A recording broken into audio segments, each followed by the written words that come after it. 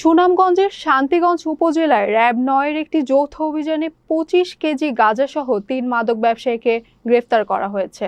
মঙ্গলবার সকালে শান্তিগঞ্জ থানাধীন পশ্চিম পাগলা ইউনিয়নের সুনামগঞ্জ সিলেট মহাসড়কে অভিযান পরিচালনা করা হয়। র্যাব জানায়, গোপন সংবাদের ভিত্তিতে র্যাব ৯ সুনামগঞ্জ ও শায়েস্তাগঞ্জ ক্যাম্পের একটি দল মহাসড়কে অবস্থান নেয়। র্যাবের উপস্থিতি টের পেয়ে এটি একটি সাদা রঙের নোয়া গাড়ি থেকে নেমে পালানোর চেষ্টাকালে হবিগঞ্জের চুনুরাঘাট থানার মোহাম্মদ লিটন মিয়া, মোহাম্মদ ফজল মিয়া ও মোহাম্মদ শাহজাহান মিয়া রাজুকে আটক করা হয়। পরে গাড়িতে তল্লাশি চালিয়ে প্লাস্টিকের বস্তায় রাখা ২৫ কেজি গাঁজা উদ্ধার এবং নোয়া গাড়িটি জব্দ করা হয়। প্রাথমিক জিজ্ঞাসাবাদে গ্রেপ্তারকৃতরা জানায়, তারা সীমান্তবর্তী এলাকা থেকে গাঁজা সংগ্রহ করে বিক্রির উদ্দেশ্যে নিজেদের হেফাজতে রেখেছিল। আসামিদের বিরুদ্ধে মাদকদ্রব্য নিয়ন্ত্রণ আইনে মামলা দায়ের করে শান্তিগঞ্জ থানায় হস্তান্তর করা হয়েছে। র্যাব জানিয়েছে, মাদকের বিরুদ্ধে জিরো টলারেন্স নীতি বাস্তবায়নে তাদের অভিযান অব্যাহত থাকবে।